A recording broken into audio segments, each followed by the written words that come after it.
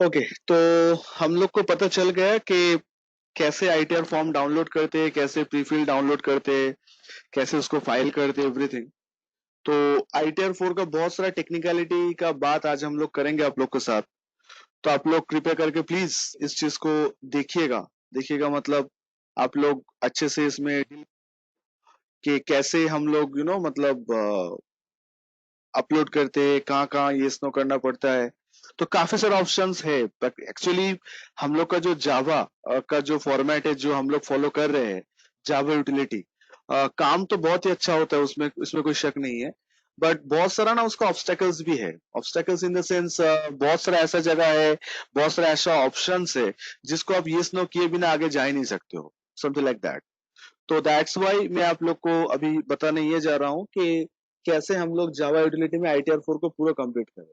और I think हम लोग का लास्ट क्लास का जो डिस्कशन था रिगार्डिंग 26 एस, तो 26 एस में आई थिंक इसमें कोई डाउट्स नहीं है, आप लोग को पूरा समझ में आ गया होगा।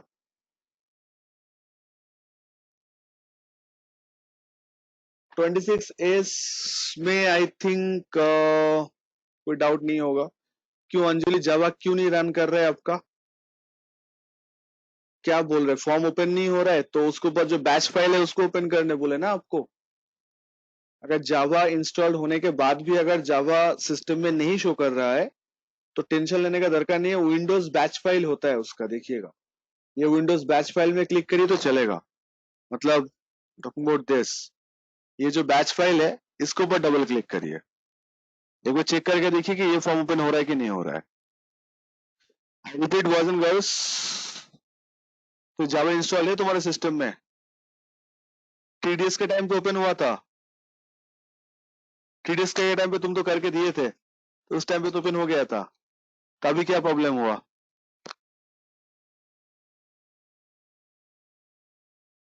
चेक करो, एक बार चेक करो। क्या बोल रहा है, फॉर्म ओपन नहीं हो रहा है कि टाइम ले रहा है, क्या प्रॉब्लम हो रहा है, व्हाट इज द प्रॉब्लम?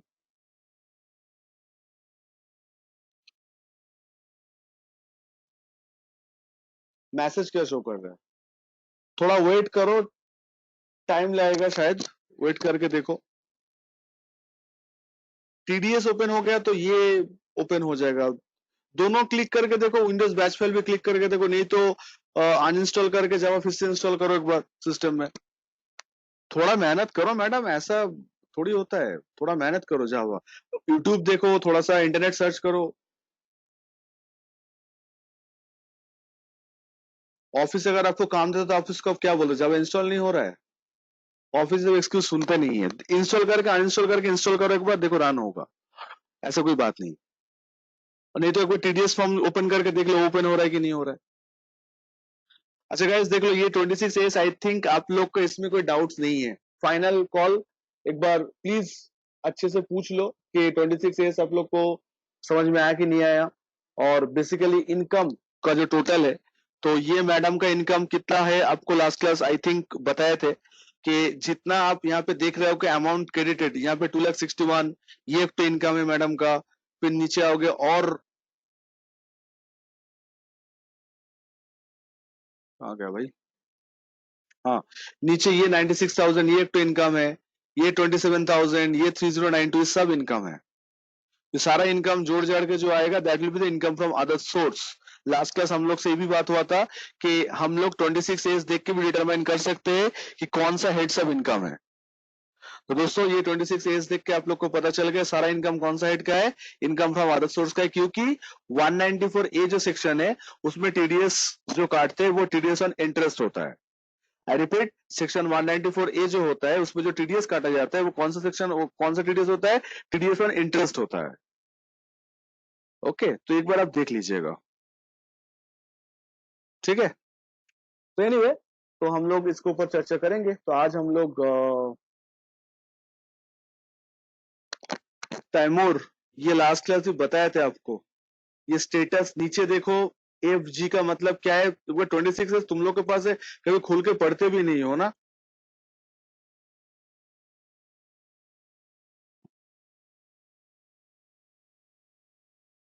ये देख लो, जी का मतलब क्या है? Reprocessing of statement. तो वो 26 आप लोग के पास तो दिया तो गया था, तो एक बार खुल के पढ़ो एक बार, क्या है उसमें, क्या लिखा गया है, समझ में आ जाएगा आप लोग को। जी का मतलब होता है representation of the statement, statement को दोबारा रिप्रोसेस किया गया, रिप्रोसेसिंग ऑफ द स्टेटमेंट। तो आपको उससे कोई लेना देना नहीं है, जी ए माइनस से कोई दिक्कत नहीं है। ये जो रिमार्क्स बोल के जो आप देख रहे हो, तो it did not to bother about that. आपको ये टोटल अमाउंट रिफ्लेक्शन से मतलब है, और ये स्टेटस ऑफ बुकिंग से मतलब है। तो स्टेटस ऑफ बुकिंग मतलब इफ में है ना सब, इसमें तो कोई दिक्कत नहीं है। स्टेटस ऑफ बुकिंग में सब इफ है, मतलब इट्स ऑल डन। ऑब्जर्वेशन आप लोग अच्छा किए, बट इसका आंसर आपके पास ही था। सारा चीज के लिए सर के ऊपर रिलाई मत किया करो, कुछ चीज अपने भी थोड़ा सा दिमाग लगाओ। तो स्टेटस ऑफ बुकिंग में इफ का मतलब क्या है देख लो एक बार, ऊपर था शायद ये फाइनल। तो स्टेटस ऑफ बुकिंग में इफ मतलब फाइनल है, ये चेक कर लेना एक बार। तो चलिए हम लोग 26 के ऊपर काफी चर्चा कर ली, आपके पास होगा शायद ये 26 मैं व्हाट्सएप ग्रुप में लास्ट शेयर किया था इन पीडीएफ फॉर्मेट। तो जो भी आप लोग को देखना था उसमें सब क्लियर करके क्लैरिफाई करके देख लीजिएगा। हम आगे बढ़ेंगे फॉर्म फाइलिंग की तरफ आज, ठीक है। तो आप लोग के पास एक्सएमएल फाइल दिया गया था और रिटर्न फॉर्म दिया गया था, राइट। और एक ड्राफ्ट फाइल हम लोग लास्ट क्लास सेव किए थे, आई थिंक ड्राफ्ट किए थे, तो आप लोग के सामने एक ड्राफ्ट फाइल, और ये बोले थे कि टेम्पररी सेव के लिए, मतलब आईटीआर जब कंप्लीट नहीं होता है तो टेम्पररी पर्पस के लिए जो सेव होता है उसको हम लोग बोलते हैं ड्राफ्ट। तो हम लोग आईटीआर ड्राफ्ट आप लोग सेव करके रखे थे। तो आज आप लोग को मैं पहले सिखाऊंगा कि ड्राफ्ट फाइल को ओपन कैसे करते हैं। वैसे आपको याद होगा टीडीएस रिटर्न जब हम लोग फाइल किए थे 1-2 महीने पहले, तो उसमें भी टीडीएस रिटर्न को हम लोग सेव करना सिखाए थे आप लोग को, याद है आप लोग को? टीडीएस रिटर्न हम लोग सेव किए थे और उसका एक्सटेंशन हुआ था अंडरस्कोर Q3 Q4 ऐसे करके वो सेव हो रहा था। और उस टाइम पे मैंने आपको क्या बताया था कि टीडीएस अगर आपका सेव, टीडीएस रिटर्न को अगर आपको ओपन करना है तो पहले किसको ओपन करना होगा? पहले आपको फॉर्म को ओपन करना होगा। जावा पे एक बात याद रखिएगा दोस्तों, कि जावा में कोई भी चीज अगर आप सेव करके रखे हो तो उसको ओपन करने के लिए उसके ऊपर डबल क्लिक मत करना, इसके ऊपर दिन भर डबल क्लिक मत करना, तो कभी ओपन नहीं होगा। तो इसको ओपन करने के लिए पहले आप फॉर्म को ओपन करिए, रिटर्न फॉर्म को ओपन करिए, और रिटर्न फॉर्म को ओपन करने के बाद देन आप उसको अटैच करिए। तो ये जो ड्राफ्ट फाइल सेव होकर रखा है ना, तो इसके ऊपर पूरा दिन भर राइट क्लिक करते जाए तो ये कभी ओपन नहीं होगा। तो इसको ओपन करने के लिए पहले फॉर्म को ओपन करना होगा। तो मेरा आईटीआर फॉर्म है, इसको पहले ओपन करना होगा।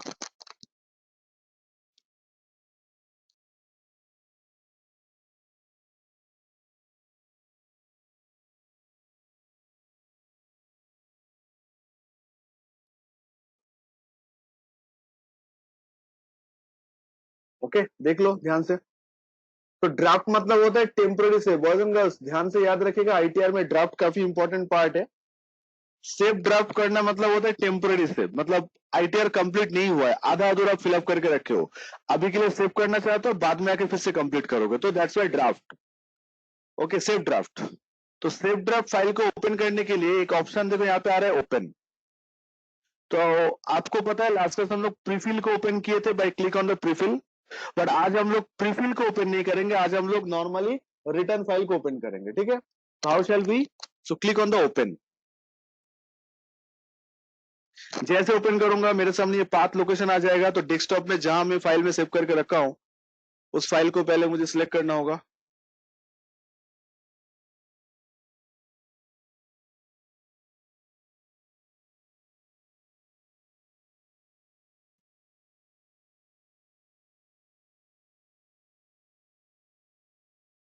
ठीक है, ये वाला ड्राफ्ट, ठीक है, ड्राफ्ट को ओपन कर रहा हूं। गाइस ध्यान से, हाँ ये जो देख लो ड्राफ्ट जो है उस ड्राफ्ट को अटैच करना पड़ेगा एंड क्लिक ऑन ओपन। तो जितना तक आप आईटीआर भर के रखे थे लास्ट क्लास, आप देखो वो ओपन हो जाएगा। तो एक बात ऑलवेज याद रखिएगा कि जावा स्क्रिप्ट पे अगर कोई फाइल आप सेव करके रखे हो तो उस फाइल को ओपन करने के लिए पहले फॉर्म को ओपन करना होगा, चाहे वो आईटीआर हो या टीडीएस हो, ठीक है। फॉर्म को ओपन करने के बाद देखना वहां पे पक्का कोई ओपन ऑप्शन रहेगा, तो उस ओपन ऑप्शन में क्लिक करके वो जो फाइल आप सेव करके रखे हो उसको अटैच कर देना, तो ये फाइल ओपन हो जाएगा। तो आप देख सकते हो लास्ट क्लास हम लोग जहां तक छोड़े थे वो ओपन हो गया। अब यहां से स्टार्ट करेंगे। तो एक बात सब लोग मुझे कंफर्म करो, ये सेव ड्राफ्ट का मतलब समझ में आया आप लोग का? सेव ड्राफ्ट का मतलब होता है टेम्पररी सेव। मतलब कोई भी आइडिया जब हम लोग का कंप्लीट नहीं होता है, हम लोग इनकम्प्लीट मैनर पे सेव करना चाहते हैं, तो क्लिक ऑन सेव ड्राफ्ट। और अगर ये कंप्लीट हो जाता है, final touch up, then save. Save जब करेंगे तो विदाउट एरर, मतलब कोई एरर नहीं रहेगा, विदाउट एरर हम लोग का सेव होगा। और सेव ड्राफ्ट का मतलब होता है टेम्पररी सेव। तो आइए आज हम लोग इसको फटाफट फिलअप करके नक्की करते हैं। तो ज्यादा नहीं, ITR 4 आप अगर थोड़ा चैंपियन बन जाओगे, मतलब भरते भरते जब आप एकस्टम्ड हो जाओगे, तो ITR 4 फाइल करने में हार्डली आपको जो टाइम लगेगा, वो ज्यादा से ज्यादा कितना टाइम लगेगा? हार्डली 10 से 15 मिनट, उससे ज्यादा नहीं। ठीक है, तो अभी हम लोग क्या करेंगे, अभी हम लोग ये वाला इंफॉर्मेशन सिलेक्ट करेंगे। ओके, तो देख लो, ये पार्ट है जनरल इंफॉर्मेशन में हम लोग को और क्या क्या भरना है। एक पेपर पेन लेके बैठो हर एक क्लास की तरह, क्योंकि पहले दिन हम लोग को यू नो जो करेंगे, मतलब कुछ कुछ पार्ट नोट डाउन करेंगे, तो ये चीज आप देख लीजिएगा। चिराग, वो फाइल में इंटरनेट एक्सप्लोरर से ओपन करने के लिए नहीं दिया था, वो फाइल इसके अंदर ओपन करने के लिए दिया था। तुम्हारा default browser engine internet explorer था, इसलिए XML वो अटैचमेंट ले लिया। इंटरनेट एक्सप्लोरर से ओपन करने के बाद कुछ पढ़ नहीं पाओगे उसमें आप। इस फॉर्मेट पे ओपन करना तो पढ़ पाओगे उसके अंदर क्या है। देख लो गाइस, पार्ट ए में क्या क्या हम लोग को भरना पड़ेगा। ठीक है, मैं मिनिमाइज कर रहा हूं अभी चैट बॉक्स को, कोई ऐसे में कोई मैसेज मत भेजना मुझे, थोड़ा वेट कर जाना, जब मैं पूछूंगा क्वेरी तब मैसेज भेजना मुझे, मुझे अभी दिखेगा नहीं वो। अच्छा, तो इस पार्ट में आपको जो पहला करना होगा वो है, ये जो फोन नंबर दिया हुआ है, चेक कर लेना फोन नंबर के पहले 91 आ रहा है कि नहीं आ रहा है। अगर आ रहा है तो ठीक है, नहीं आ रहा है तो देना पड़ेगा। आधार नंबर कंपलसरी है, आधार का नंबर मिसमैच मत करना। You have to put the Aadhaar number, Aadhaar number डालना ही पड़ेगा। ठीक है, उसके बाद क्या करना होगा सर, उसके बाद जो पहला चीज आपको देखना पड़ेगा वो है नेचर ऑफ एम्प्लॉयमेंट। सो दोस्तों, नेचर ऑफ एम्प्लॉयमेंट का मतलब होता है कि मेरा जो क्लाइंट है वो जॉब कर रहा है कि नहीं कर रहा है। तो क्या मेरा क्लाइंट का 192 था 26 में? जब 26 दिखा तो इसके अंदर कोई 192 सेक्शन दिखा आप लोग को? नहीं था, तो ये कोई सैलरीड पर्सन नहीं है। तो अगर आपका क्लाइंट नॉन सैलरीड पर्सन है, तो नेचर ऑफ एम्प्लॉयमेंट में आके आप लिख देना not applicable. Okay, I repeat guys, अगर आपका क्लाइंट का कोई सैलरी इनकम नहीं है from anywhere, government, non government, public corporation, whatever, तो आप लोग सिलेक्ट करना क्या, नॉट, मतलब बिजनेसमैन के लिए क्या होगा, नॉट एप्लीकेबल। ठीक है, हम लोग 139(1) ऑन और बिफोर ड्यू डेट ही भर रहे हैं हम लोग, कोई डाउट नहीं है। ओके, कोई नोटिस वोटिस नहीं मिला है। अच्छा, ये वाला जो पार्ट आप देख रहे हो, ध्यान से देखना, ये थोड़ा नया आया है, पहले नहीं था, बकवास चीज डाला है इनकम टैक्स वालों ने, तो मतलब नहीं बनता। ये वाला, इसको आप लोग नो सिलेक्ट करना। तुम बोलेगा सर क्यों, why no, why not yes? ये यस वही लोग सिलेक्ट करेगा जो लोग ये तीनों ऑप्शन के अंदर कोई ऑप्शन में आएगा। ओके, एक सेकंड गाइस।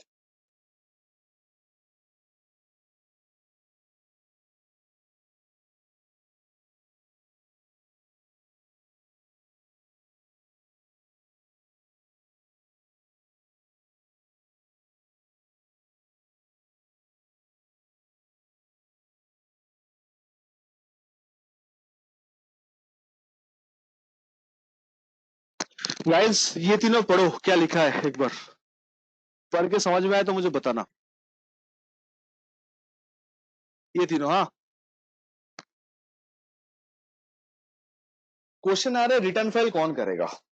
ध्यान से सुनो, आपको क्या लगता है रिटर्न फाइल किसके लिए कंपलसरी होगा? अच्छा, ऑप्शन कर तो सब लोग सकते हैं, क्या आप लोग IT फाइल कर सकते हो आपके नाम के? हाँ सर, बिल्कुल कर सकते हैं, कौन मना किया हम लोग को करने से। इनकम कुछ दिखाएंगे, कुछ नहीं दिखाएंगे, लेकिन क्या आप लोग के लिए कंपलसरी है? करना ही पड़ेगा, नहीं तो छापा पड़ जाएगा आपका घर में, ऐसा कुछ बात है? इट्स ऑप्शनल, क्योंकि आपका जो इनकम है वो कुछ लिमिट क्रॉस नहीं किया। कौन सा लिमिट क्रॉस नहीं किया, मतलब कुछ आपका थ्रेशोल्ड लिमिट वगैरह क्रॉस नहीं किया, दैट्स वाई आपके लिए वो इंपॉर्टेंट नहीं है, इट्स ऑप्शनल। रूल तो भैया अब तक यही था कि जिनका मतलब जिनका इनकम 2.5 लाख क्रॉस नहीं करेगा, 10 तो याद रखना, 2.5 लाख जिनके इनकम, कौन से इनकम, जीटीआई के टीटीआई, आंसर इज टीटीआई। जिनका इनकम टीटीआई 2.5 लाख क्रॉस नहीं करेगा उन लोग को आईटीआर फाइल करने का दरकार नहीं है। जिन लोग का टीटीआई 2.5 लाख क्रॉस करेगा उन लोग को आईटीआर फाइल करना जरूरी है, कंपलसरी है। टीटीआई का बात करो, नॉट जीटीआई, ओके, ध्यान से देना। बट अभी नियम कुछ चेंज हुआ है। क्या नियम चेंज हुआ है अभी? अभी ये नियम हुआ है कि अगर आपका टीटीआई वीटीआई, हटाओ यार, कोई फर्क नहीं पड़ता, ये 3 कंडीशन जो आप देख रहे हो, ये 3 कंडीशन के अंदर कोई भी एक कंडीशन अगर सेटिस्फाई हो रहा है तो आपको आईटीआर फाइल करना ही पड़ेगा। क्या वो 3 कंडीशन है? कोई भी एक होने से होगा। अगर आपने पूरा साल में आप एक या एक से ज्यादा करंट अकाउंट में 1 करोड़ से ज्यादा डिपॉजिट किए हो, बेमतलब का बात है, जो 1 करोड़ के ऊपर डिपॉजिट करेगा उसका इनकम 2.5 लाख से तो ऊपर तो होना ही चाहिए। सरकार को लगेगा ना हो, इसलिए डाल दिया। मतलब करंट अकाउंट, नॉट सेविंग्स, ध्यान देना, यहाँ पे करंट अकाउंट का बात बोला, नॉट सेविंग्स, ओके। तो करंट अकाउंट के अंदर कोई बेवकूफ नहीं है कि सेविंग्स में 1 करोड़ रुपए रखेगा। ऐसा कोई इंसान इंडिया में शायद ही पाया नहीं जाएगा, बिकॉज अगर किसी के पास इतना पैसा है तो वो मोबिलाइज कर देगा, या तो इनकम टैक्स पूरा फ्लैट रेट चार्ज करेगा उसके ऊपर। बट करंट अकाउंट तो बिजनेस के लिए होता है। तो आपके पास एक करंट अकाउंट या मोर देन 1 करंट अकाउंट है, उसके अंदर आप कितना डिपॉजिट कर रहे हो, 1 करोड़ से ज्यादा। या फिर आप घूमने गए हो फॉरेन, चलो अभी तो कोरोना वायरस के लिए फॉरेन जाना बैन है, जा नहीं सकते, बट दुनिया जब सही था उस टाइम का बात हो रहा है। आप या किसी के साथ, मतलब ये देखो, आपके लिए, फॉर योर सेल्फ और with any other person, 2 lakh से ज्यादा अगर फॉरेन ट्रैवल में खर्चा हुआ तो भी आपको आईटीआर फाइल करना पड़ेगा। ये दोनों तो भी चलो ठीक है। लास्ट वाला इतना घटिया बात बोला ना, मुझे एकदम समझ में नहीं आया। बोला कि sir, have you incurred electricity expenses 1 lakh rupees consumption during the previous year. I think यही प्रोविजन देख के सीएससी वालों ने बिल जोड़ना स्टार्ट किए कि प्रीवियस ईयर में अगर आप लोग 1 लाख से ज्यादा इलेक्ट्रिसिटी बिल पे किए हो तो आपको आईटीआर फाइल करना ही पड़ेगा। लो, क्या बात है। अब आईसीए का एक क्वेश्चन था, हाइट था, ठीक है। ये आईसीए वालों ने मतलब एक ऐसा क्वेश्चन डाला आप लोग के लिए नहीं, हम टीचर लोग के लिए, ठीक है। कि क्वेश्चन क्या था, बोले एक बंदे का इनकम है 2,30,000 रुपए पूरा साल का, और वो बंदे ने 1,20,000 रुपए इलेक्ट्रिसिटी बिल पे किया, क्या उस बंदे को रिटर्न फाइल करना कंपलसरी है? ये क्वेश्चन था। सर फिर से पूछो क्वेश्चन। एक बंदे का टोटल इनकम है पूरा साल का 2,30,000 रुपए, और वो बंदे ने 1,20,000 का इलेक्ट्रिसिटी बिल पे किया और लास्ट ईयर, तो क्या उस बंदे को आईटीआर फाइल करना जरूरी है? हाँ या ना? क्या लगता है दोस्तों, क्या जरूरी है? बस आप लोग भी आईसी के झांसे में आ गए हो। भैया पहले बोलो ये क्वेश्चन कितना जस्टिफाइड है। जो लोग यस बोल रहे हो एब्सोल्युटली करेक्ट है। जो लोग यस, तो रिंग की इनकम तो बोल दिए 2,30,000 है, और क्या चेक करना पड़ेगा? तुम लोग ना गजब हो यार, इतना क्यों एजम्पशन एजम्पशन खेलते हो? रूल की हिसाब से यस एब्सोल्युटली करेक्ट है, जो लोग यस बोले हो एब्सोल्युटली करेक्ट, इससे कोई इनकम से लेना देना नहीं है। 1 लाख के ऊपर इलेक्ट्रिसिटी बिल पे हुआ मतलब खेल खत्म। रिंग की टैक्स का बात नहीं हो रहा है, तुम समझो, आईटी फाइल का बात हो रहा है। आप ये 3 कैटेगरी के अंदर कोई भी कैटेगरी में अगर आते हो तो आपको आईटी फाइल करना कंपलसरी है। टैक्स दो ना दो वो बात का बात है, फाइलिंग जरूरी है। और इससे कोई इनकम का लेना देना है नहीं। इनकम कुछ भी हो सकता है, अगर ये कुछ भी हो जाए तो आपको फाइल करना ही पड़ेगा। उस टाइम पे आप 2.5 लाख 3 लाख का कोई झंडा नहीं दिखा सकते हो, ऐसा इनकम टैक्स वालों को कहना है। लेकिन मेरा गुस्सा उस जगह पे नहीं आया, मेरा दिमाग खराब हुआ उस जगह पे, जो बंदा 2.5 लाख रुपए 2,30,000 रुपए इनकम किया, वो 1,20,000 का कैसे इलेक्ट्रिसिटी बिल पे कर सकता है? पूरा पड़ोसी को क्या वो लोग इलेक्ट्रिसिटी सप्लाई किया था? भैया घर पे 1 लाख से ज्यादा इलेक्ट्रिसिटी बिल अगर आए पूरा साल का, मतलब पर मंथ 10,000 के आसपास आपको इलेक्ट्रिसिटी बिल होना चाहिए। तो आपको एसी, फ्रिज, गीजर और क्या क्या है, highly consumable heater, room heater सब एक साथ चलाना पड़ेगा। तो जो बंदे का इनकम ही है 2,30,000 पूरा साल का, वो इतना खर्चा कैसे कर सकता है? ये मुझे आईसीए का क्वेश्चन थोड़ा इलॉजिकल लगा, इसलिए मैं बोल रहा हूं। बाकी तो नियम तो सिंपल है कि 1 लाख से ज्यादा अगर आपने इलेक्ट्रिसिटी बिल पे किए हो तो इररिस्पेक्टिव ऑफ योर इनकम आपको आईटी फाइल करना ही पड़ेगा।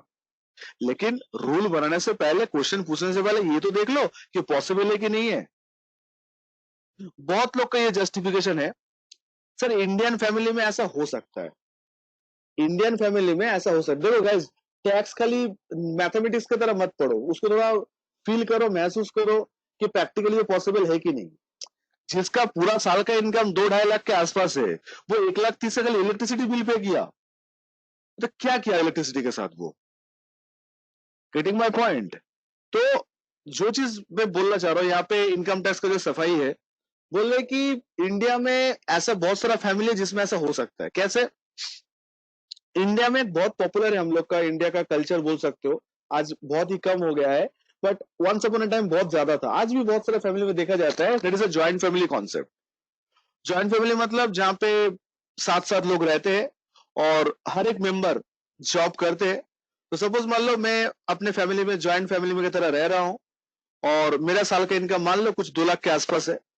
तो पापा मुझे बोला है कि बेटा देख, ये पूरा बिल्डिंग का जो इलेक्ट्रिसिटी बिल आया खाली वो तू पे कर, बाकी तुझे और पे करने का दरकार नहीं है। तो हमने बोला ठीक है पापा, सारा खर्चा आप करो, हम कल इलेक्ट्रिसिटी बिल दे देते हैं। अब ये पूरा जो बिल्डिंग है उसका इलेक्ट्रिसिटी आता है मंथली 12,000 रुपए। सारा घर में एसी चलते हैं, एलईडी टीवी चलते हैं, कंप्यूटर चलते हैं। तो मेरा मंथली जो 20,000 के आसपास सैलरी है उसका आधा मेरा इलेक्ट्रिसिटी बिल भरने में चला जाता है। तो ये होता है साथ साथ खर्च करने। ज्वाइंट फैमिली का ये सुविधा होता है कि हर दुख दर्द सुख साथ साथ बढ़ जाता है। कोई हो ज्वाइंट फैमिली का मेंबर मेरे साथ अभी, अगर उस फैमिली में बड़े हुए तो उसका मजा ही कुछ और है। ठीक है, मैं ये नहीं बोल रहा हूँ कि न्यूक्लियर फैमिली खराब है, nothing like that, but you know that is different thing. मतलब उसका कल्चर अलग होता है, उसका डिसिप्लिन लोग का अलग होता है, लोगों को रिस्पेक्ट करना, समथिंग लाइक दैट। अच्छा तुलिका जी आप हो तो आपको पता होगा कि जॉइंट फैमिली में ऐसा खर्चा डिस्ट्रीब्यूट होता है ना आप लोग का, कि ये खर्चा ये भाई साहब देगा, ये खर्चा वो भाई साहब देगा, मतलब आपस में मिलजुल के सारा चीज करना। तो दैट इज एडवांटेज। इंडिया में शायद अभी बहुत कम देखने को मिलता है अभी आज के जमाने में, बट एक टाइम था। ओके। और हम लोग का जितना पुराण देख लो आप, महाभारत रामायण सब में देखना, ज्वाइंट फैमिली कल्चर को ही ज्यादा हम लोग देख के बड़े हुए हैं। तो that is the Indian culture one and only.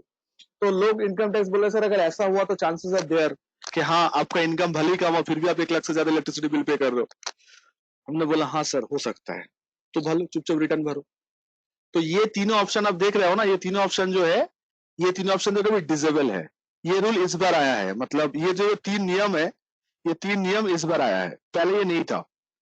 पहले जमाने में ये नियम नहीं था, ये नियम अभी आया कि आप अगर 1 करोड़ से ज्यादा करंट अकाउंट में डिपॉजिट करोगे तो आपको आईटीआर फाइल करना जरूरी है।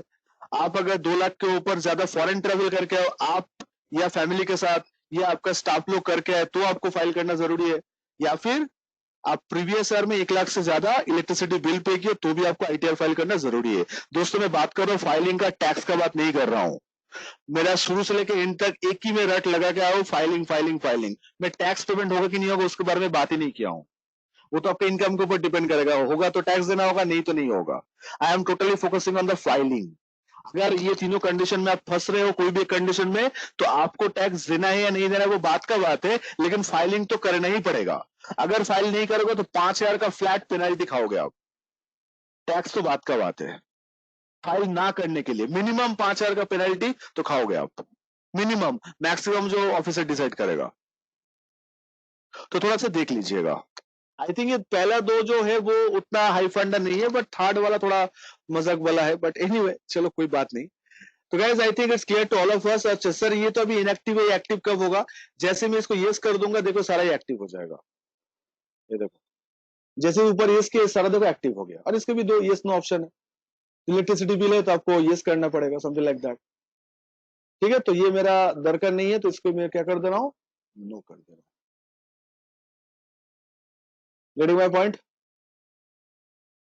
ये समझ में आया आप लोग को? अच्छा, उसके बाद एकदम लास्ट में एक पार्ट है आप लोग का ये वाला, आप देख सकते हो, वेदर फाइलिंग रिप्रेजेंटेटिव से इसको नो कर देना है। ठीक है, तो पहला पेज में देख लो, प्रीफिल करने के बाद भी कौन सा जगह हम लोग को रिस्पॉन्ड करना पड़ता है। चिराग ध्यान से देखो कौन सा जगह हम लोग को रिस्पॉन्ड करना पड़ता है। तो point number 1,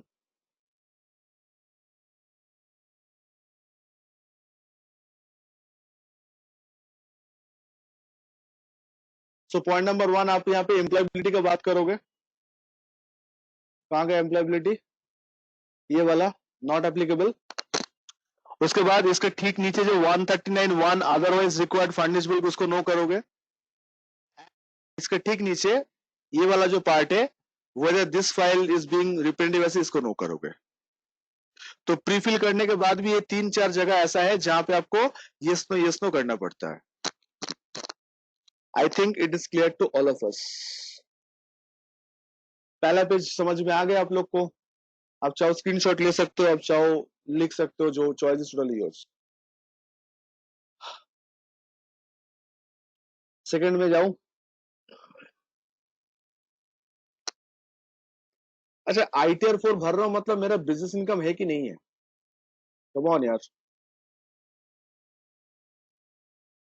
If I am filing ITR 4, it means what? I have a business income or I don't have business income? Sir, you must have business income. अच्छा, ऑडिट की नॉन ऑडिट?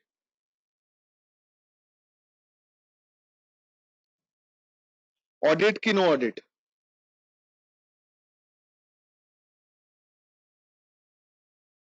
ऑडिट की no audit? No audit. तो अगर आप audit नहीं करोगे तो ये मतलब तो ही आपका ये चीज ITR 4 होगा, नहीं तो आप तो ITR 3 भी भर सकते हो, ठीक है, it's not a big deal. अच्छा, तो पार्ट ए जनरल के बाद आप देख सकते हो, पार्ट ए जनरल के बाद आप कहाँ आओगे? Schedule BP। सर मिडिल वाला बाद में आएंगे, जिसके बाद कहाँ आएंगे? शेड्यूल BP में आएंगे। BP stands for business and profession. अच्छा, आप लोगों के साथ मेरा डिडक्शन हो गया तो 80G 80C सब हो गया तो आप लोगों के साथ, तो डिडक्शन भी हम लोग देखेंगे कहाँ पे आएगा, ठीक है। अच्छा, तो BP स्टैंड्स फॉर व्हाट दोस्तों? Come on, it's for business profession. Okay, तो पहला जो ऑप्शन है आपको यहाँ पे ऐड रो करके ऐड करना पड़ता है कि आपका बिजनेस का नाम क्या है, कोड क्या है, समथिंग लाइक दैट। तो ये वाला फिलअप वही से करना होगा, इसमें हाथ से कुछ लिख नहीं पाओगे, ऐड रो करना है। जैसे ऐड रो करोगे आपके सामने एक विंडो आएगा समथिंग लाइक दिस। तो यहाँ पे आपको आपका जो ट्रेड लाइसेंस में जो बिजनेस का नाम है वो नाम आपको देना पड़ेगा। बहुत बार हम लोग क्लाइंट का नाम दे देते हैं अगर बिजनेस का नाम नहीं है तो आपको पता है कि सोल प्रोप्राइटरशिप हो, पार्टनरशिप फार्म हो या हिंदू अनडिवाइडेड फैमिली हो, हम लोग को यहाँ पे देना पड़ता है। क्या देना पड़ता है? यहाँ पे हम लोग को ये नाम देना पड़ता है। अच्छा, सबसे दिक्कत की बात है बिजनेस कोड ढूंढना। तो ये GST की तरह HSN कोड नहीं है, ये ITR का बिजनेस कोड है। तो यहाँ पे पूरा दुनिया आपको मिलेगा। तो मेरा क्लाइंट रिटेल बिजनेस करते हैं, तो आप देख लो रिटेल बिजनेस कहाँ पे है। तो मैं थोड़ा नीचे कर रहा हूँ। ओके, तो मैन्युफैक्चरिंग, मैन्युफैक्चरिंग प्रोसेस, मैन्युफैक्चरिंग, ये आपको ढूंढना पड़ेगा दोस्त, इससे कोई शॉर्टकट तरीका नहीं है। मतलब जावा स्क्रिप्ट में तो नहीं है।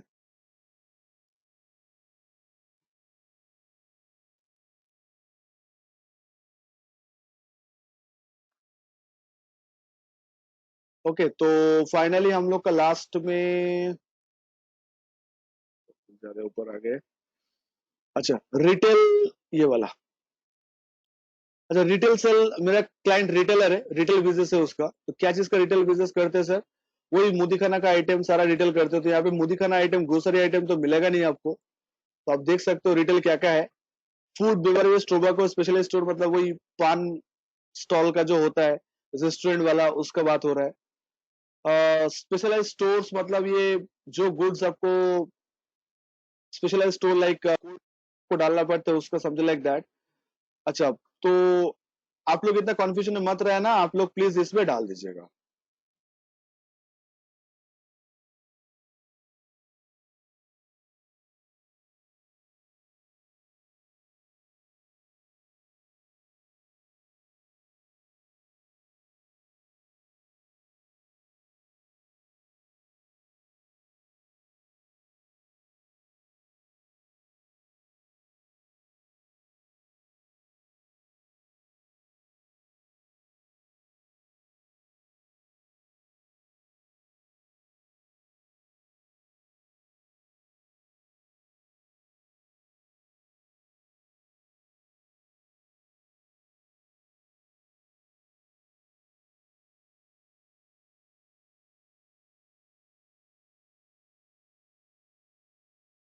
अच्छा, तो गाइज ये आप देख सकते हो, हम लोग यहाँ पे ये जो चीज है मतलब ये डाल दिए। अच्छा, ये कोड अगर गलत हो जाए तो कोई दिक्कत नहीं है आपका, ठीक है। इधर उधर अगर कोड हो जाए तो कोई प्रॉब्लम नहीं है, आप कोई भी एक सिलेक्ट करके आगे बढ़ सकते हो। तो हम लोग यहाँ पे एबीसी इंटरप्राइज ये कोड डाल दे। डिपार्टमेंट इसके लिए नोटिस नहीं भेजता, बट ये डालना पड़ेगा, नहीं डालोगे तो फॉर्म वैलिडेट नहीं होगा, ठीक है। इसके बाद नेक्स्ट पार्ट जो है ये सबसे इंपॉर्टेंट है, जो अभी हम लोग भरने जाएंगे, ठीक है। क्या भरने जाएंगे सर? अभी हम लोग जो भरेंगे दैट इज ग्रॉस टर्नओवर का जो पार्ट है, ये वाला E1 एंड E2 वाला पार्ट,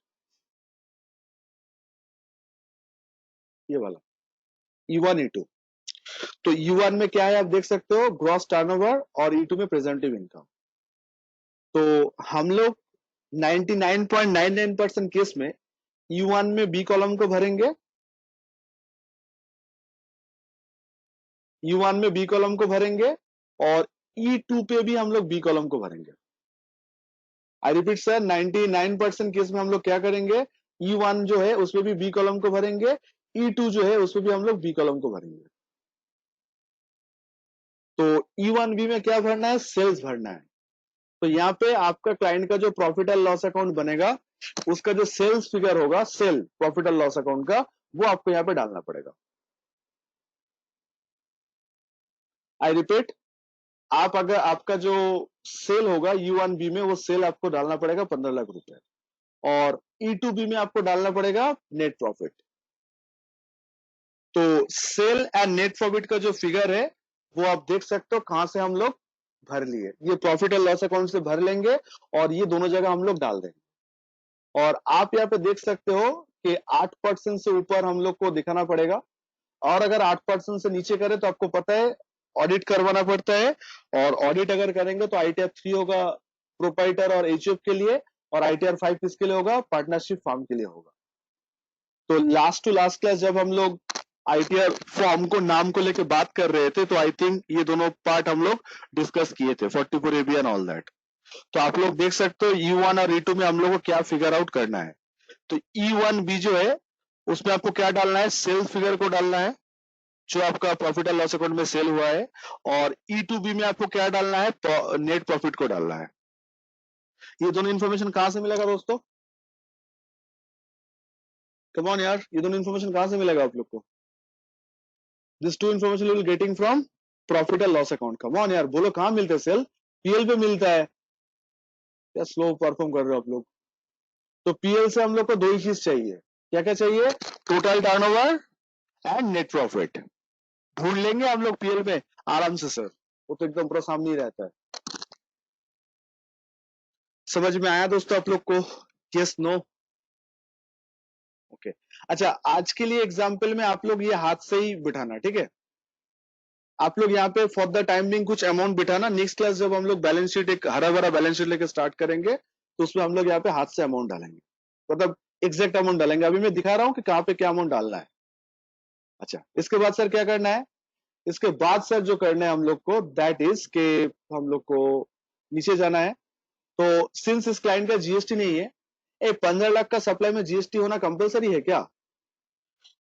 पूरा साल में अगर मेरा सेल 15 लाख होता है तो GST कंपलसरी होता है कि ऑप्शनल होता है? तो इट्स ऑप्शनल होगा, पूरा साल में अगर हम लोग करें तो it's will be the option. तो अगर ये ऑप्शनल है तो हम लोग क्या करेंगे, हम लोग नीचे देखो GST का इंफॉर्मेशन है, ये वाला देख रहे हो E9 पे, तो इसमें कुछ नहीं करेंगे, आगे बढ़ेंगे, और E11 में हम लोग आ जाएंगे, ये वाला पार्ट में आ जाएंगे। यहां से मेरा बैलेंस शीट स्टार्ट होगा, E11 से मेरा बैलेंस शीट स्टार्ट होगा।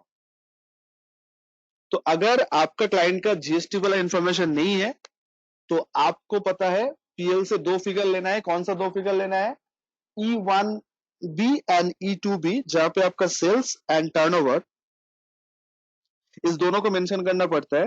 तो सेल्स एंड टर्नओवर दोनों को मेंशन करने के बाद हम लोग कहां आ गए, हम लोग सीधा E11 पे आ गए।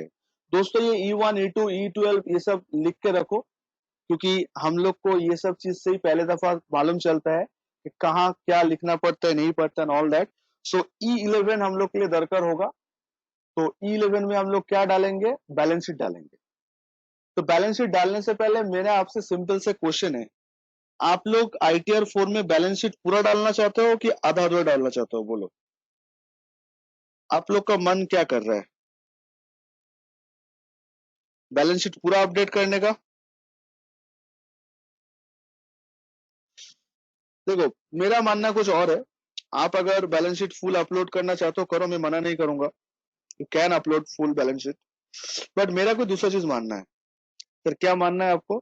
मेरा मानना ये है, अगर मुझे फुल बैलेंस शीट अपलोड करना है तो मैं ITR 4 क्यों भरूंगा? I will go with ITR 3। ये मेरा मानने का है, मेरा ऑब्जर्वेशन है। हाँ, ये किसी का मतलब कोई रूल में लिखा हुआ नहीं है। तो सर आप कहना क्या चाहते हो? सर मैं पूरा बैलेंस शीट अपलोड ही नहीं करूंगा इसमें। इसमें मैं उतना ही अपलोड करूंगा जितना ये चाहता है। पूरा इन्फॉर्मेशन मैं क्यों सरकार को बोलूं? जितना मांगा उतना ही मैं डालूंगा। तो इसमें हम लोग को पूरा बैलेंस शीट डालना नहीं पड़ता है। इसमें हम लोग को डालना पड़ता है क्या? इसमें हम लोग को डालना पड़ेगा 4 information. What are the 4 information? Sundry creditors, अगर नहीं है तो 0 लिखना पड़ेगा, ब्लैंक छोड़ना नहीं है। सन्ड्री डेटर्स, तो E15 and E20, sundry creditors डालना पड़ेगा, सन्ड्री डेटर्स डालना पड़ेगा, एंड स्टॉक का balance E19 and cash bank balance. Total 4 information, 5 information आपको ITR 4 में अगर डालोगे तो ITR 4 सेटिस्फाई हो जाएगा।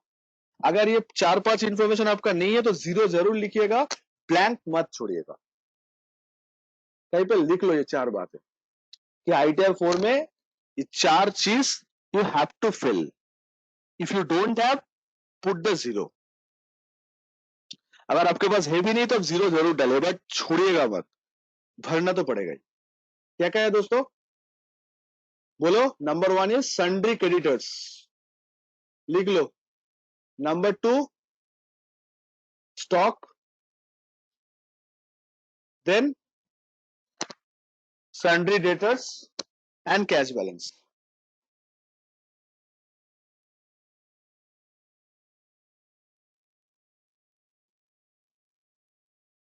ठीक है, cash in and cash at bank वही वाला लिख लिए हो। इतना सा डालने से ITR 4 नक्की हो जाता है, पूरा बैलेंस शीट डालने का दरकार नहीं है। गैस मैं एक बार भी नहीं बोल रहा हूँ कि आप लोग पूरा बैलेंस शीट डालो तो गलती होगा। आपके पास टाइम है, आपके पास बैलेंस शीट है तो पूरा डालिए, मुझे कोई दिक्कत नहीं है, कोई ऐतराज नहीं है, बल्कि डालना भी चाहिए। लेकिन अगर आप नहीं भी डालते हो तो भी चलता है, तो भी चलता है। तो क्या क्या डालेंगे दोस्तों? Come on, once more. Sir sundry creditors, तो इनका कोई सन्ड्री क्रेडिटर्स नहीं है तो 0 लिख दूंगा, नहीं है तो 0। इन्वेंट्री, कुछ 1 लाख का फिगर में अभी मैं सिर्फ हैफाजर्डली लिख रहा हूँ। हाँ, ये तो बैलेंस शीट से मिलेगा ना। और सन्ड्री क्रेडिटर्स ये भी मान लो 0 है। और बैलेंस बैंक, ये तो बैंक अकाउंट से मिल जाएगा, तो मान लो ये 21,000 रुपए है, और ये मान लो 5,000 रुपए। ये फिगर आएगा कहां से? ये फिगर आएगा सर बैलेंस शीट से। अभी मैं ऐसे ही एजम्पशन लेके बिठा रहा हूं, ये डालना पड़ेगा। तो सन्ड्री क्रेडिटर 0, इन्वेंट्री ये वो ये डालना पड़ेगा। Getting my point? अगर नहीं है सर तो 0 जरूर डालिएगा। अगर आपके पास इंफॉर्मेशन नहीं है तो 0 जरूर डालिएगा, ब्लैंक मत छोड़िएगा। ये मोहसिन भाई उसमें जो PL बैलेंस शीट बनाना सीख रहे हैं, उसी PL बैलेंस शीट से अमाउंट फेच करके यहाँ पे लेके आएंगे। मैं एडवांस अकाउंट्स के अभी वो टॉपिक इसलिए स्टार्ट किया हूँ क्योंकि मुझे पता है DT क्लास में अभी ये चल रहा है, तो अगर लगे तो हम लोग वो सीख लेंगे तो हम लोग का एक चीज कंप्लीट हो जाएगा। That's why. ओके, तो गाइज ये था हम लोग का मतलब बैलेंस शीट भरने का तरीका। आई होप कि आप लोग लिख लिए होंगे। Yes, no?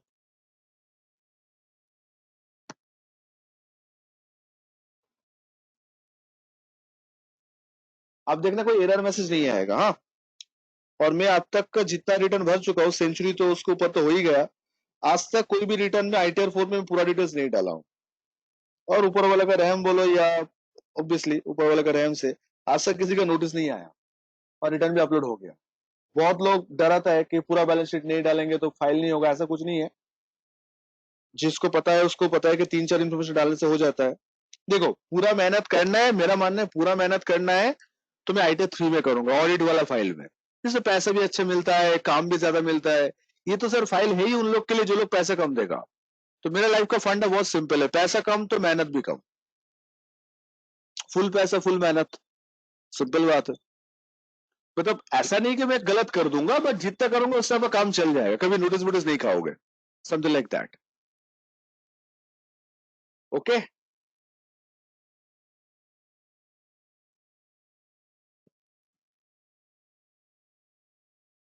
हो गया मेजर पार्ट ऑफ आईटीआर 4 हम लोग का। अभी हम लोग क्या करेंगे, इसको कंक्लूड करेंगे, मतलब कंप्लीट करेंगे कि अभी क्या बाकी है। तो आप लोग बैलेंस शीट पीएल देख लिए हो, कौन सा फिगर कहाँ लिखना है, कहाँ से लेके आना है, सारा क्लियर है आप लोग का।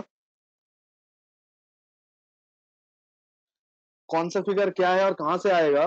तो बैलेंस शीट और पीएल से मुझे सारा फिगर नहीं चाहिए, मुझे चुने गुने ये सब फिगर चाहिए। टोटल टर्नओवर चाहिए, तो आईटीआर 4 के लिए बेसिकली क्या चाहिए आप लोग, सेल्स चाहिए मुझे, सेल्स टोटल सेल्स चाहिए, हाँ ना। टोटल सेल्स चाहिए, टोटल नेट प्रॉफिट चाहिए, और बैलेंस शीट के नाम पे क्या क्या चाहिए, टोटल सैंडी क्रेडिटर्स है तो बोलिए, नहीं है तो जीरो लिखना पड़ेगा। टोटल सन्ड्री डेटर्स अगेन है तो लिखिए, नहीं है तो जीरो लिखिए। Cash and bank balance, stock. Every one of you getting this.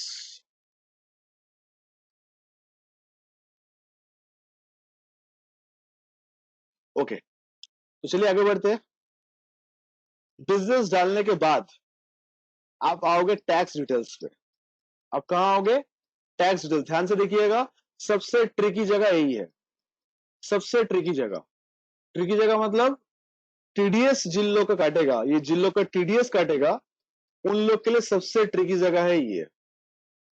मतलब जिन लोग का 26 ईयर्स में टीडीएस रिफ्लेक्ट होगा उन लोग के लिए ये वाला पार्ट सबसे इंपॉर्टेंट है, टैक्स डिटेल्स। आइएगा, अब आती है, अब देख सकते हो टैक्स डिटेल्स में कि यहाँ पे इंफॉर्मेशन पूरा आ गया। हम लोग तो हाथ से कुछ नहीं डाला, तो ये इंफॉर्मेशन कैसे आ गया। प्रीफिल याद है आप लोग को, प्रीफिल प्रीफिल, तो प्रीफिल से ले लिया, याद होगा ना आप लोग को प्रीफिल। तो ये जो टीडीएस का अमाउंट है प्रीफिल से ले लिया। तो सर अभी आप क्या करना चाहते हो, अभी मैं इसके ऊपर ये एडिट करना चाहूंगा। इतना लाइन रहेगा टीडीएस का, सबको पकड़ के आपको एडिट करना होगा एक एक करके।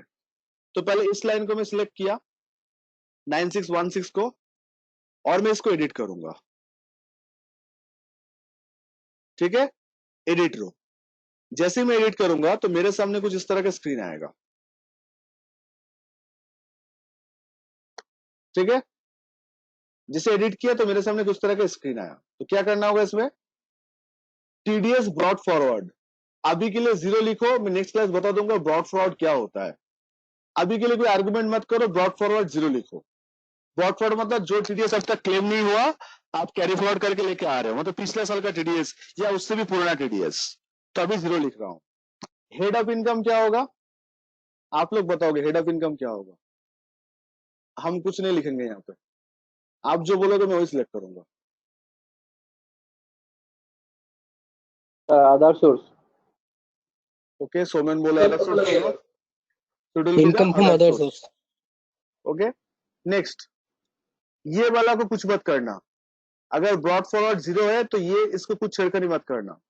ये जो ग्रॉस अमाउंट वाला जो कॉलम है ना, इसमें उतना ही लिखना जितना 26 में आया है। मतलब सर टीडीएस अमाउंट कौन सा है यहाँ पे 9619, तो 26 में चेक करो 9619 कहाँ है। ये 9619 नहीं है, नीचे होगा शायद,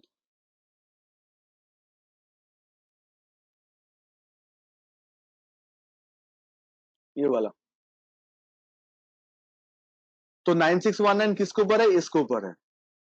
तो कितना अमाउंट के ऊपर टीडीएस काटा है 96,164। तो आपको ये 96,164 लिखना पड़ेगा यहाँ पे। मतलब ये जो टीडीएस डिडक्ट किया है कौन सा अमाउंट के ऊपर किया है, सर 96,164 के ऊपर किया है। ये कहां से मिलेगा ग्रॉस अमाउंट, ये ग्रॉस अमाउंट आपका 26 एस का, ये जो अमाउंट पेड और क्रेडिटेड वाला फाइल है इससे आपको लेना पड़ेगा, ये वाला फिगर लेना पड़ेगा। मतलब ये वो अमाउंट है जिसके ऊपर इतना अमाउंट ऑफ टीडीएस काटा है, इतना अमाउंट ऑफ टीडीएस काटा है, तो हम लोग डाल दिए, डाल के क्या करेंगे, सेव। तो एक सेव हुआ हम लोग का। अब नेक्स्ट वाला, अब देखो सेम चीज में नेक्स्ट वाला भी करूंगा तो आप लोग को रिवाइज हो जाएगा। तो पहला वाला स्वाहा हो गया, अब सेकंड वाला सिलेक्ट करके एडिट रो, जैसे एडिट रो करोगे आपके सामने सेम विंडो आएगा, जो विंडो आपको हाथ से भी भरना होगा। तो टीडीएस ब्रॉड फॉरवर्ड क्या होगा, 0, कोई ब्रॉड फॉरवर्ड नहीं है हम लोग का। हेड्स ऑफ इनकम पता है आप लोग को, 194A मतलब income from other source, done. अब ये जो ग्रॉस अमाउंट है ये कौन सा होगा बोलो तो, पहले बोलो ये अमाउंट कहां से लेगा हम लोग, फ्रॉम 26AS। तो 26A से कौन सा अमाउंट लेना होगा, एकदम ऊपर में जो था, आई थिंक वही अमाउंट लेना होगा, बिकॉज टीडीएस तो अमाउंट ही काटा है।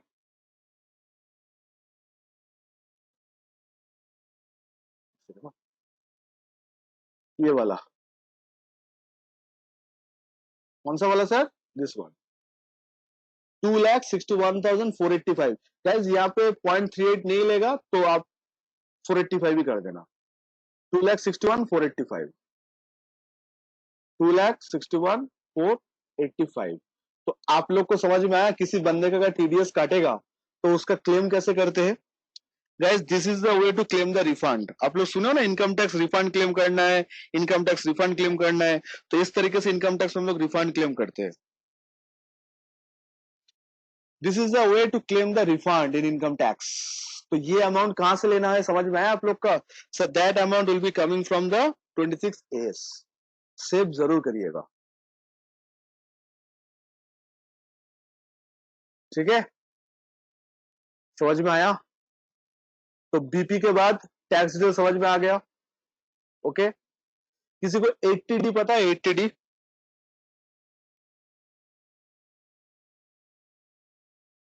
कौन सा सेक्शन था, 80D मेडिक्लेम था हम लोग का। तो अगर आपका 80D है तो आपको 80D भरना ही पड़ेगा।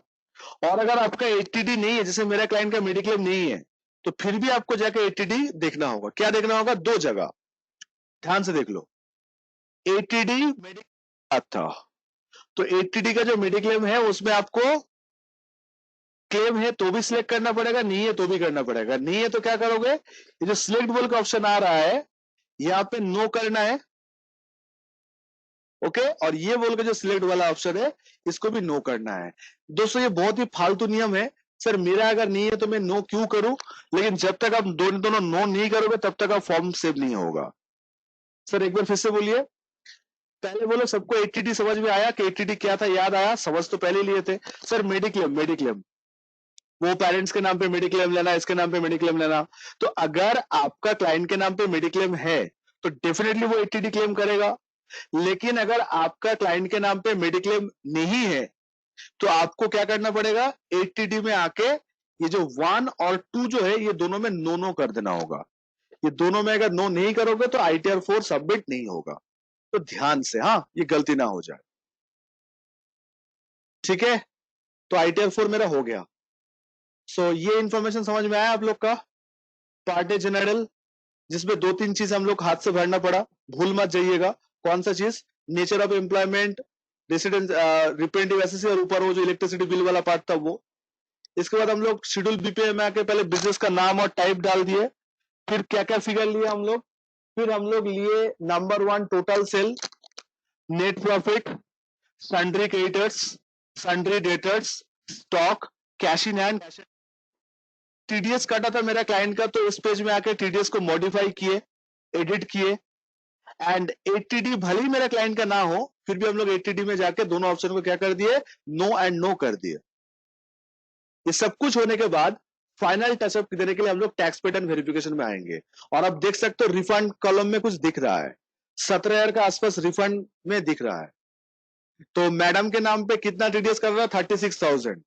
तो आप बोलोगे सर 17,000 रिफंड क्यों मिल रहा है, मैडम के नाम पे टीडीएस तो 36 के ऊपर काटा था ना, लेकिन रिफंड देखो 17,000 के आसपास कुछ मिल रहा है। क्यों सर, ऐसा क्यों मिल रहा है, क्योंकि आप अगर इनकम डिटेल्स में आओगे तो आपको पता चलेगा कि मैडम का इनकम क्या क्या था। तो मैडम का देखो B1 में बिजनेस इनकम दिख रहा है,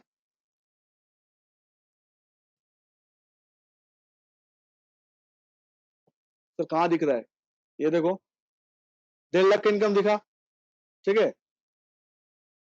इसके बाद नीचे आओगे,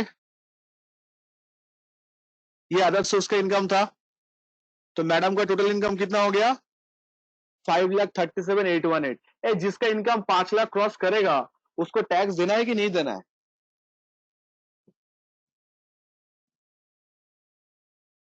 5 तो लाख क्रॉस देना है। करेगा तो देना है ना। तो उसके ऊपर टैक्स कितना आ रहा है देखो, ये सब पोर्टल ऑटोमेटिक कैलकुलेट करेगा, ये देखो, मतलब ये ऑटोमेटिक कैलकुलेट करेगा। पर टैक्स बनता है आपका 17,564 रुपए। तो अब आप मुझे बताओ, कोई स्टूडेंट अगर भूल जाता है कि स्लैब रेट, अगर भूल जाता है, किसी को स्लैब रेट अगर याद नहीं रहता है, तो कुछ फर्क पड़ता है? आज अगर आप टैक्स स्लैब रेट भूल जाते हो, आपको पता नहीं है कि 5 लाख के ऊपर कितना है, यू टोटली फॉरगेट, तो क्या कुछ फर्क पड़ेगा? सर घंटा फर्क पड़ेगा, ऐसा बोलना एम्प्लॉयर को। कुछ फर्क नहीं पड़ेगा, पोर्टल अपने आप कैलकुलेट करेगा।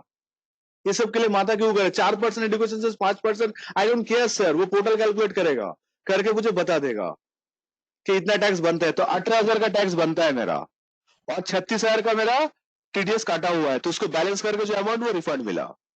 ये जो 18,266 आया, दिट इज फाइनल।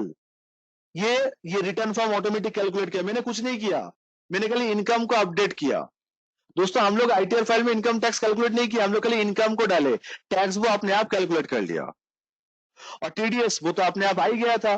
तो 18,000 का इनकम बन रहा था और 36,000 का टीडीएस काटा हुआ था, तो बैलेंस अमाउंट आपको रिफंड मिल जाएगा।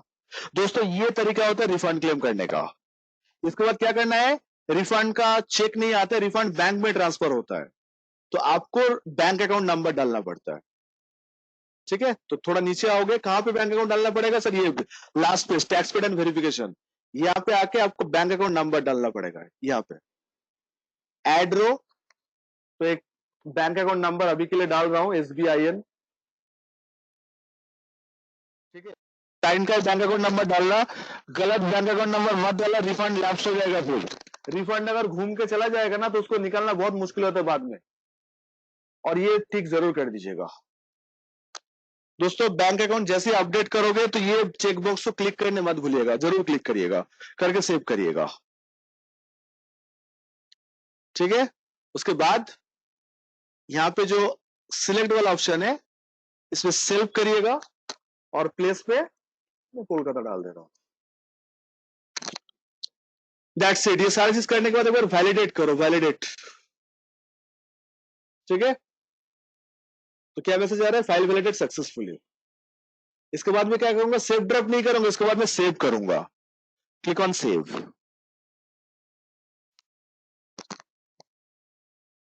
ठीक है। और मैं नाम दे दूंगा XML 2021, ठीक है।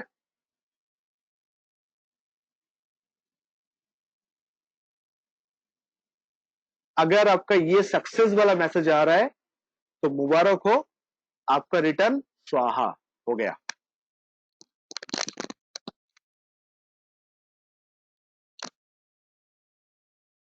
ओके गाइस, तो ये जो वाला पार्ट है XML सक्सेसफुली, ये कर सकते हो आप लोग भी। ट्राई करो मोहसिन, आप लोग के पास सारा चीज दिया हुआ है, आप लोग के पास तो प्रीफिल दिया हुआ है ना, तो ये ट्राई करना है आप लोग को। मुझे नेक्स्ट दिन आप लोग को XML देना है, तो सॉरी आप लोग मुझे XML दोगे, तो ये वाला स्क्रीन अगर आ जाए सेव करने के टाइम पे, इट मीन्स आपका रिटर्न कंपल्सरी, मतलब फुलफिल हो गया। तो इसका वीडियो अच्छे से देखो, मैं बोल रहा हूं बहुत अच्छे से देखो, और प्लीज आप लोग इसको ट्राई करो।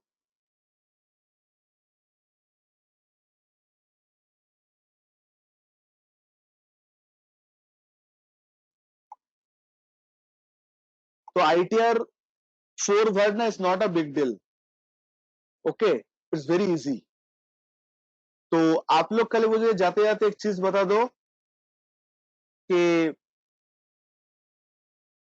हम लोग को इन्फॉर्मेशन क्या क्या चाहिए, मतलब ITR फाइल करने से पहले क्या क्या इन्फॉर्मेशन लेके बैठेंगे। बिजनेस फाइल हो तो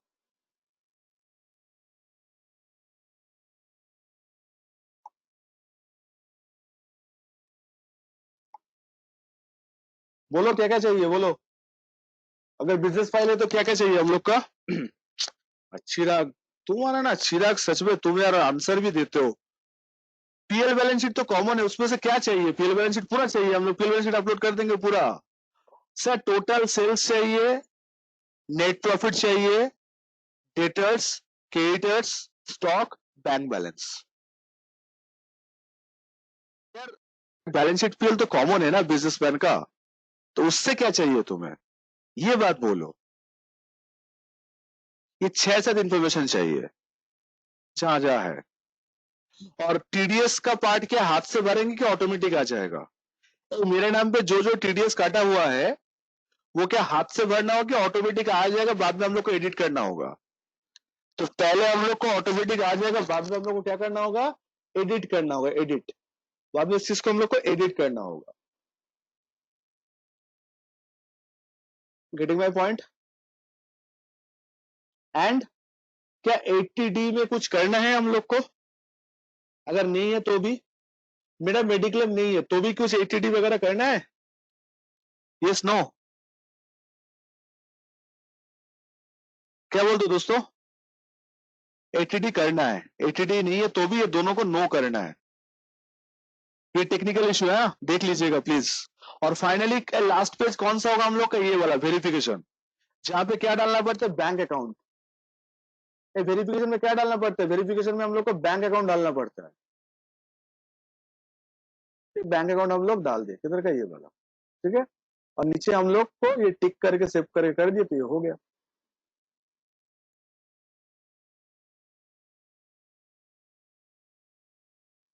सोमेन का एक क्वेश्चन है, सर अगर मेरा 5 लाख का इनकम होता तो रिबेट हम लोग को क्लेम करना पड़ता कि ऑटोमेटिक आ जाता? जवाब दो कोई भाई साहब का क्वेश्चन का।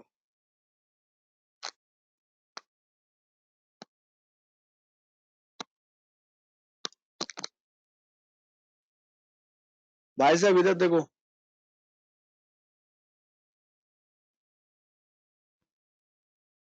ये मान लो मैं 8 लाख कर दिया, ठीक है, और ये मान लो 70,000 कर दिया,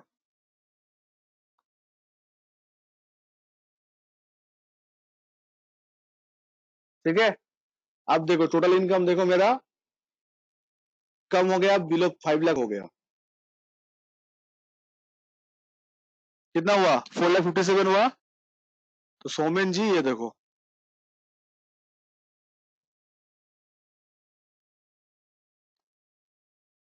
आंसर मिल गया सर आपका।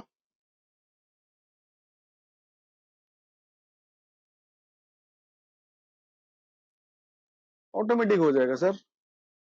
अगर ऑटोमेटिक हाथ से क्लेम करना है तो आईटीआर फॉर्म क्यों भरूं मैं? तो मैनुअल रिटर्न भरूंगा ना।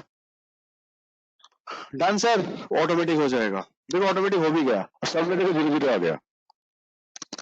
तो कहना एक्सपेक्ट कि आप लोग भर सकते हो ये चीज। गैस सैटरडे हम लोग नहीं मिल पाएंगे बिकॉज ईद है सैटरडे, तो नमाज रहेगा सुबह। तो Saturday I will not conduct the class, तो आप लोगों के साथ ट्यूसडे मुलाकात होगा। तो ट्यूसडे से पहले ये आप लोग भर के सेव कर सकते हो। आप लोग को व्हाट्सएप ग्रुप में एक्सएमएल फाइल सेंड करना है, जैसे टीडीएस पे किए थे, याद है आप लोग को?